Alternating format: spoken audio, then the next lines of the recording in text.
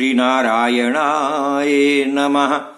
अवतारम महाविष्णोः कल्के परमम् अद्भुतम् कलिकुलवनहन्ताः सत्यधर्मप्रणेताः नमो नमः। ॐ सुमतिसुताय विद्महे निष्कलङ्काय धीमहि तन्नो कल्कि प्रचोदयात्। श्री कल्कि नारायणाय नमः। श्री हनुमते नमः। प्रभु भक्तों, जय श्री कल्कि।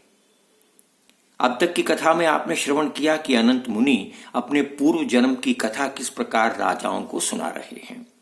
इसी कथा को जारी करते हुए आइए आगे कथा श्रवण करते हैं। सूत जी कहने लगे, हे शौनकादि 88,000 ऋषियों, अनंत मुनि ने राजाओं के सम्मुख अपने पूर्व जन्म की कथा सुनाते हुए कहा कि मैं पुरुषोत्तम नगरी में पहुंच गया।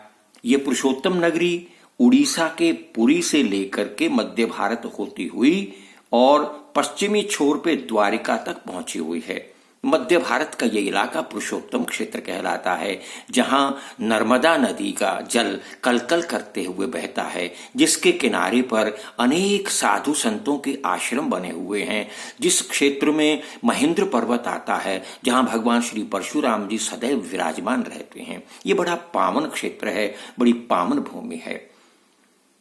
इस प्रकार अनंत मुनि कहने लगे कि माया संदर्शनाकांक्षो हरि सद्मनि संस्थितः गायन् नृत्यं च पन्नामा चिन्तयच्छं नापहम्। मैं विष्णु जी के वास स्थान में स्थित होकर के उस पुरुषोत्तम क्षेत्र में रह करके अपने अनेक बंधु बांधवों के साथ, अपनी पत्नी के साथ माया देखने की इच्छा से नृत्य गान जप पूर्वक वहां करके रहने लगा, श्री हरि का ध्यान करने लगा। इस प्रकार मुझे वहां रहते हुए एवं वृत्ते द्वादशाब्दे द्वादशां पारणा दिने स्नातु कामः समुद्रे अहं बंधुभिः सहितो गतः।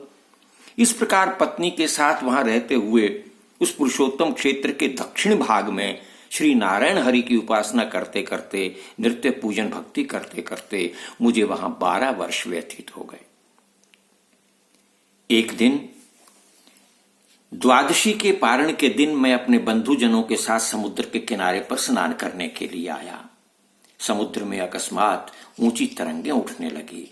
मेरे मन में समुद्र की लहरों को देख करके एक ही अभिलाषा, क्या ये भी प्रभु की माया है। बस ज्यों ही लपटें उठी, ज्यों ही तरंगें उठी, उन तरंगों ने मुझे अपने में लपेट लिया और वो खींच करके मुझे अपने भीतर ले गई। किनारे पर मेरे बंधु बांधव और पत्नी सब खड़े रह गए। मैं कभी उछलता, कभी डूबता, अत्यंत व्याकुल हो मैं अचेत हो गया।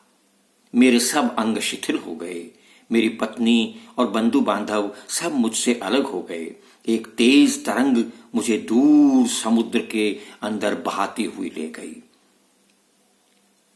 शायद समुद्र का वो दक्षिण तट था। मुझे उस दक्षिण तट के किनारे पर ले जाकर तरंगों ने समुद्र के बाहर फेंक दिया। ऐसी अवस्था में मैं पड़ा, बिल्कुल निरीह निर्जीव की भांति अकुला रहा था। मेरी आंखें खुली। मैं चारों ओर देख करके बड़ा हैरान हुआ। न पत्नी थी, न बंधु बांधव थे। कुछ दूरी पर वृद्ध शर्मा नामक एक ब्राह्मण अपनी पत्नी और अपने साथियों के साथ स्नान करने के लिए आया था। उन्होंने मुझे उठाया और वो उठा करके मुझे अपने घर ले गए। मेरा उपचार किया।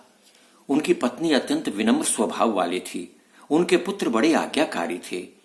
मुझे उस स्थान पर न दिशा का भान था, न कुछ विचार करने की शक्ति थी। मैं समझ नहीं पा रहा था मैं कहां आ गया हूं।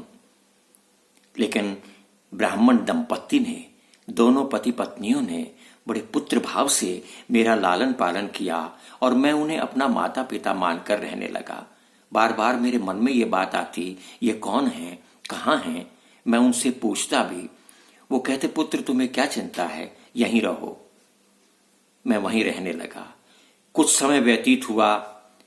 मुझे वेद वेदांग की शिक्षा उन्होंने दी, सब कर्मकांड मुझे सिखाए।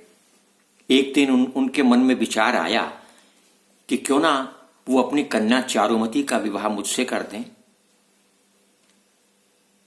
ये विचार अपने पुत्रों के साथ और अपनी पत्नी के साथ उन्होंने करके मेरा विवाह अपनी पुत्री चारुमती के साथ कर दिया।